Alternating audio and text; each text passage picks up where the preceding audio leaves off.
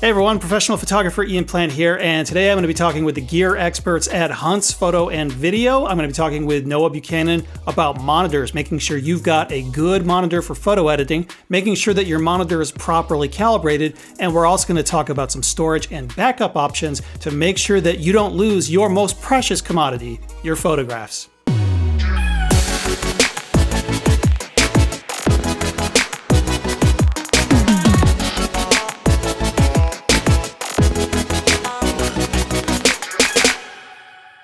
Hey everyone, and welcome Noah Buchanan to the program. Noah is with Hunt's Photo and Video, our gear specialist. Noah, how's it going? Good, yeah, Ian. Glad to be back in a new location this time. As you may notice, if anybody else has been watching some of our other videos, moved about a month and a half ago, so got a new office space here, and excited to be back on filming another video with you. All right, fantastic. Today we are going to talk about monitor calibration. We're going to talk about the importance of having a good monitor for photo editing and making sure that that monitor is properly calibrated so that what you see is what you get. Like, one of the worst things that can happen is if you don't have a properly calibrated monitor, you could be editing your photos and then you post them on the internet to share and they look just wrong. They look horrible. They don't look the way you want them to look. So to make sure that you avoid that problem, you're going to have a properly calibrated monitor and a monitor that is optimized for photo editing. Exactly, yeah, and I think that's something that's really often overlooked by a lot of photographers is monitors and really the office aspect of photography. I think a lot of that times is overlooked. A lot of times people focus on their camera, their lenses, and gear out in the field, and probably aren't thinking about as much of their gear back home in the office. So monitors are something that we definitely like to encourage people to look at investing in, other than just your laptop or maybe your Mac monitor. Finding a actual photographic specific monitor and having it properly calibrated is definitely a key when it comes to any serious photography work. Whether you're going to be printing, sharing your images online, you want to make sure that color is as accurate as possible. Yeah, and here's a really good example. So my home system is a high-end ISO monitor, and these monitors are specifically made for photo editing. It's got internal calibration built in. It's got this little puck that comes out right in front of the monitor, and every night it auto-calibrates. So I know I've always got consistent results when I'm working on my home monitor. But when I'm traveling, I take my MacBook Pro with me, and the MacBook Pro screen is actually fantastic. It's a really nice screen, but I don't actually have that screen calibrated. And so a lot of times I get impatient when I'm in the field. I process my photos. I tell myself, no, just wait until you get home so you can process them on the properly calibrated monitor. But I do it anyways, and they look okay. I mean, they look fine. 80% of the time, if I put them online, they look just the way I want them to. So I might, for example, load some images onto my phone to post on Instagram, and when I get them on the phone, everything looks just a little bit off. I find that I'm doing a little bit of filtering and some adjustments on my phone to get them to look just right. But if I wait until I go home and process those photos, they look perfect no matter what I do with them. So when I load those images that I process on my calibrated monitor onto my phone to post to Instagram, I don't have to do anything to them. They look perfect. And so you're not going to have consistent color management through every device. You can't control the way that every viewer around the world using a plethora of devices. Some people will be looking at your photos on a monitor. Some will be using an iPad or an iPhone or some other screen. And you can't control how all of those manage color. But if you make sure that your computer, your monitor is calibrated and you edit on that, that is going to take 95% of the color management issue out of it. So it's going to look much better across a wider array of devices than if you are working with an uncalibrated monitor. Exactly. And I think that's so important too. And especially for people who do have multiple monitors. I mean, I think you spoke about it really well that when you're traveling, you have your laptop with you and that's not calibrated and the colors don't always look like what you would expect them to be, or they're a little bit off. But when you get back home to your home office, you have that calibrated monitor and they're looking much more accurate as they should. And that's another thing you want to do is if you do have multiple monitors or you have a laptop and a desktop, make sure everything is calibrated and syncing up. So when you're switching back and forth between devices, you have that color consistency across all platforms, and you don't have to go from one color space to another color space and have the colors be a little bit off. That can cause a lot of problems. So you definitely want to make sure that all of your devices are calibrated, whether it be a laptop, a desktop monitor. You want to make sure that all those are going to be consistent across the board. Yeah, we actually have two different components to this. First is the monitor itself, and then there is the monitor calibration. And sometimes these two might be in the same device, like with my ISO monitor, the calibration is built in, but usually monitor and calibration are two different things. So to start off with, it's a good idea to pick a good monitor for photo editing. And I think most modern LCD screens actually are really good. You know, the consistency of the colors and the quality of monitors is so much better now than it was 10 or 15 years ago. And so just about any monitor would probably be sufficient for photo editing, but there are certain monitors out there that are better optimized for photo editing. So maybe Noah, you can talk a little bit about that. Yeah, I know that you have your ISO monitors, which are great. Another awesome brand to check out is BenQ. BenQ has also been around for a while. They're not known specifically for making photographic monitors, but they do have an awesome photographic monitor lineup, which is their SW series. They really have a strong presence in kind of gaming, virtual reality, graphic design. That's, I'd say, where their strong suit is, but their SW series of photographic monitors are awesome for photographers and priced really reasonably too, compared to some other high-end monitors out there on the market. And the newest monitor that they have out there, and definitely one of our most populars, is the 270C, the SW270C. That monitor is a 27-inch. It's not a 4K monitor, but it is a 2K monitor, 27-inch, and it's 100% sRGB color space. So you're going to get really accurate color all the time. That is very suitable for color calibration devices, which I'll talk about in just a few minutes, to be able to color correct that monitor so it's always going to be accurate. And the 27-inch size I find to be a really good size to work on for your home office. Having that larger screen is definitely beneficial when you are editing your images. I know I jumped up from a 15-inch screen on a laptop that I've been using for the longest time and eventually invested in a 27-inch monitor, and that made the world of difference. So having that larger photographic monitor has been a really big part of helping my editing at home and actually being able to see my image on a much larger screen too. So the SW270C from BenQ is an awesome monitor, especially at the price point. You're going to get the color accuracy that you need. And another nice thing is it makes a great system for a dual monitor setup. That monitor itself can articulate either vertically or horizontally. So you can have one being horizontal and one being vertical set up side by side. And you can have a toolbar on the one that's vertical and your image on the one that's horizontal. So you get your image full screen that you're editing on and all your tools be off onto the other monitor too. So they make for a great system if you're going to be building up a home office, a home editing studio. They are great for that as well, and really easy to hook up multiple of them if you are going to have a multiple monitor setup. Yeah, and I think it's fair to say that for monitors, there are really two primary characteristics that I think everyone should look at when they're trying to pick a monitor for photo editing. There's a lot of different characteristics, but most of those other characteristics you can kind of ignore these days because most monitors are pretty good. But I think these two characteristics you can't ignore. They're very important. So the first one, as you mentioned, is size, and it's not a critical characteristic, but the bigger the monitor, the better. And you don't size, we're talking about the physical size. We're not talking about the resolution of the monitor. You don't necessarily need like a 4K or an 8K monitor for photo editing. I'm using an HD monitor for my photo editing. Certainly the 4K or the 8K might look a lot sharper, but then again, it might also give you a false sense of sharpness for the image. I find that when I'm looking at my photos on my Retina screen, for example, they look super sharp, but then I get them back to my HD monitor and I can kind of see the warts in all of the images as I look in a little bit closer, and it gives me a better sense as to how crisp the image really is if I were to make a big print, for example. So the size is useful, having a big monitor just so you can see everything and it's easier to work in, that's great. The second characteristic, and I think this is very important for photo editing, is to make sure that you have a monitor that covers 97% or higher of the Adobe RGB color space. Okay, so the Adobe RGB color space is a very standard photo editing color space, and it's different from Adobe sRGB, which is the color space for the internet. So sRGB is actually a narrower color space. So you want to make sure that that monitor is covering 97% or higher of the RGB color space, not the sRGB. So sRGB is smaller than RGB, so it kind of fits within that color space. So RGB is just sort of the industry standard. There's a few other like professional editing color spaces out there that some people use.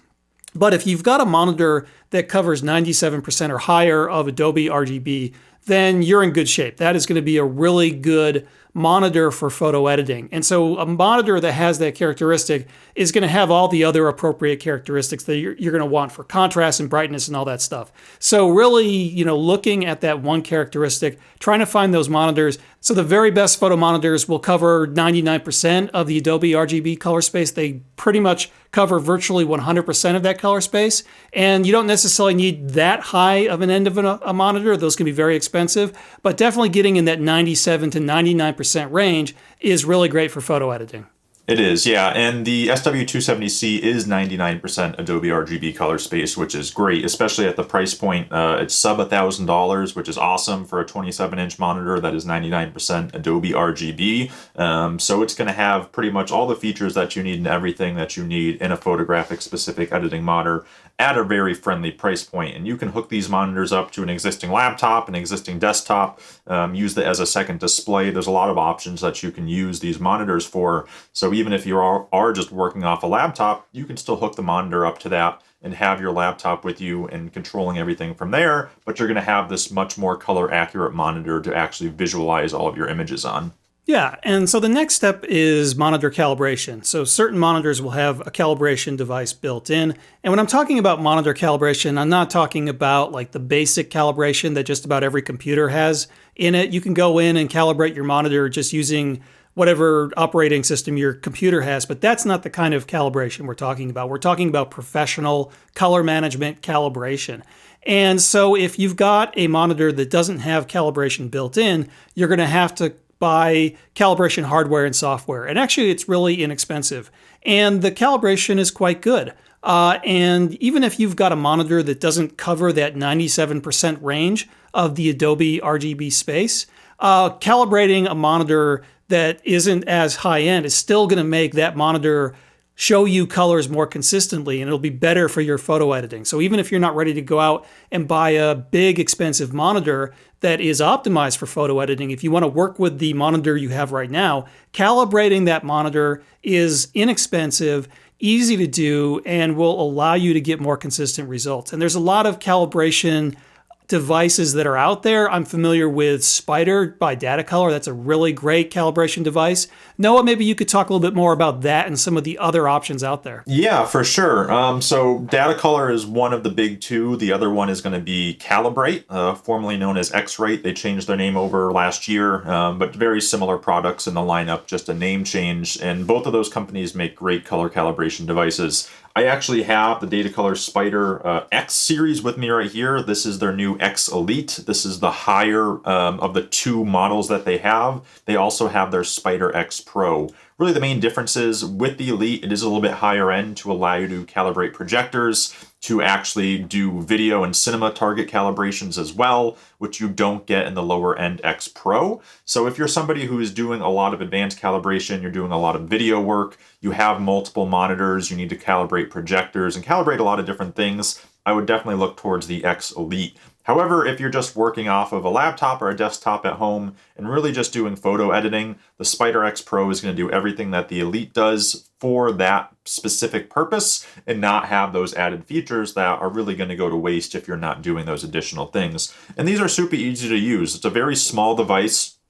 Basically, it's comprised of two pieces, a rear piece that will hang off the back of your computer and the actual calibration device itself. So really the way this works is this is going to hang over the back of your computer monitor. So pretend my hand is your computer monitor.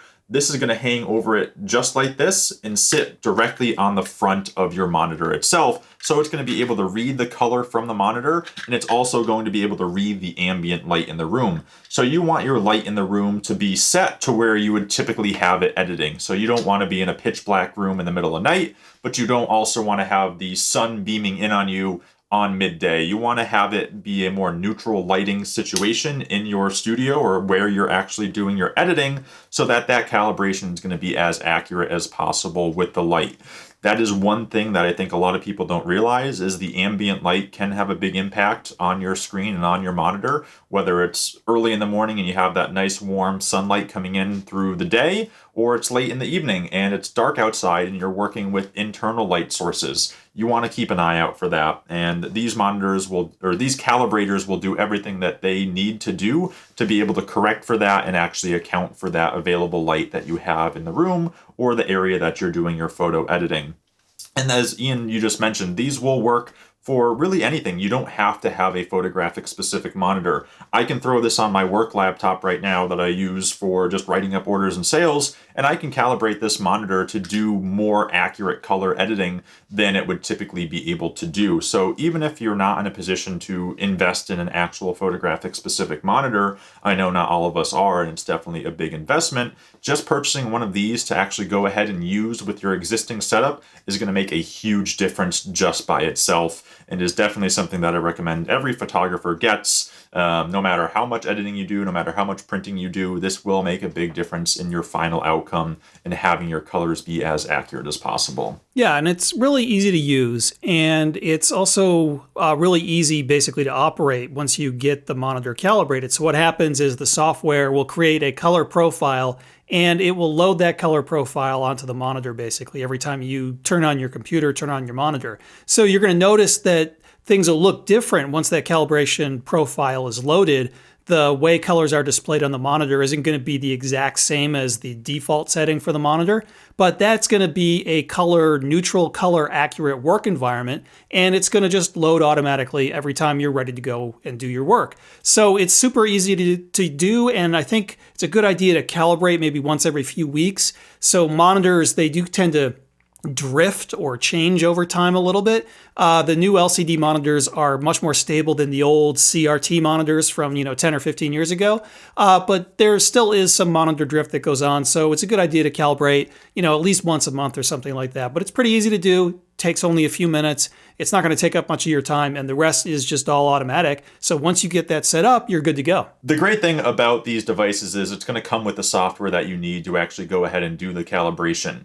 You download it right from Datacolor's website, and it's going to walk you through step-by-step how to do the calibration process very simply. So you don't have to be a rocket scientist to have to try to figure this out. It's going to be a very simple process, and the more you do it, the more familiar you're going to become, and it's going to become almost like second nature to you. And as you mentioned, Ian, doing it at least once a month, I think, is key.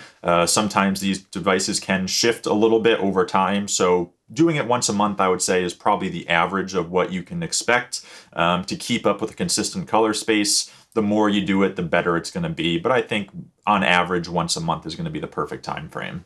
All right, well, before we close the conversation, why don't we just talk briefly about storage and backup. So, you've got this calibrated monitor, you've got your calibration all set up, and you're doing your photo editing, but what happens if your computer explodes or you lose it or something like that, and suddenly all your great photos are gone? So making sure that you've got a good backup system is a really great idea. As a matter of fact, I've got backups of my backup. So personally, I back up all of my photos to the cloud. So I've got a backup system that I use for my computer overall. And I think as part of Amazon Prime, I get free photo backups. So all of my photos are actually backed up to the cloud, not once, but twice.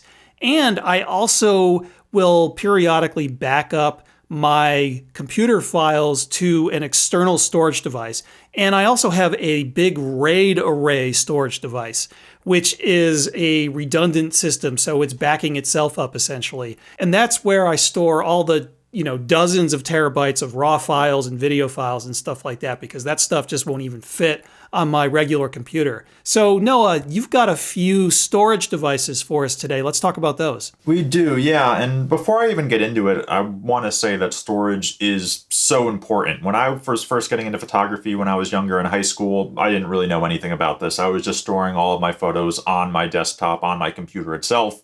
So if anything were to ever happen to that computer, I would have lost all those images. I wouldn't have anything backed up. So I think at the bare minimum, getting a device, a external hard drive, these are so inexpensive now. They come in a variety of different sizes, is key for any photographer, and not just one, too, because just having one is really not going to help you, because if that one crashes, you still lose all of your images. So you want to make sure you have your images at least stored in two places. So I have just one external drive that I typically travel with and work off of. And then I also have another backup drive here in the office up here on a shelf where I will back everything up to that as well. And going a step further, the cloud storage is that kind of next step further as well. On top of the actual physical hardware, you can have everything stored on the cloud too as a third location. So you want to have your images backed up multiple places. You never know what may happen. These are not the most durable devices. The solid state drives, I will say, are more durable, but they are more expensive. These standard spinning disk drives are much more inexpensive, but they are more prone to breaking down on you because there is an actual spinning disk inside of them, which can cause issues. Where solid state drives, you don't have that spinning disk, less errors, there's less things to possibly go wrong. So this one here is from LaCie. This is their rugged drive. This is probably one of the most iconic hard drives just because of the style and design. It's very well known. It has this rubber protective coating on it that you can take off, but this really helps it if you were to drop it or bang it up against something. It has a little bit of extra protection, so it's not going to get as damaged and hopefully not break down on you. And I've been using this one here for about a year. And I'll typically buy these in usually 1 terabyte. I find that to be a pretty good size where it's not too massive, where I'm risking losing a ton of data, but I also don't want it to be too small because the actual megapixels and file sizes of digital cameras now are getting so much larger that it really does take up a lot of space. So I always say invest in a external drive, no matter what. If you're buying your first camera, buy an external drive with it and have a place to store those photos. I think this is equally as important as anything else that you're going to buy, besides maybe your camera and the lens to take the photos. But after that, getting an external drive is key. Having a place to actually safely secure your images so you're not going to risk losing them is very key. Yeah, and this is not just idle speculation. I've actually got a colleague who lost pretty much his entire photo library when his truck got broken into and someone robbed all of his external drives. He was actually doing backups, but he was moving and he had his backups with him and everything got just lost. And it was a horrible event for him. And I can't imagine going through that myself. So I'm paranoid. So personally, I've got the 2 cloud backups. Before I go on a photo trip, I will back up all my photos to a solid state drive that I leave at home. I'm bringing my computer with me because I'm working with a laptop that when I'm home, I connect it to my home monitor, and then I bring it with me while I'm traveling. And while I'm traveling, I bring a second solid state drive that also has all my images backed up on it, and I use that to back up the photos that I'm taking while I'm on my trip. So I have multiple backups, and then a lot of times I get even extra paranoid and I carry like a small thumb drive with me, especially if I'm going overseas to kind of interesting places.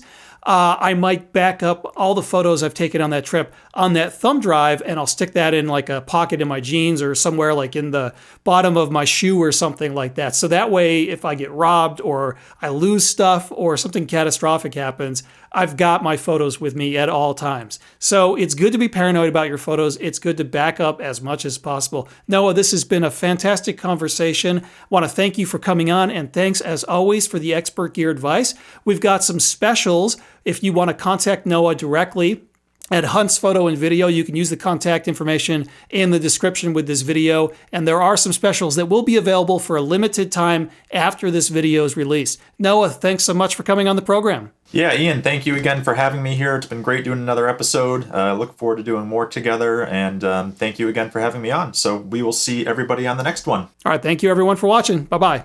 Bye-bye.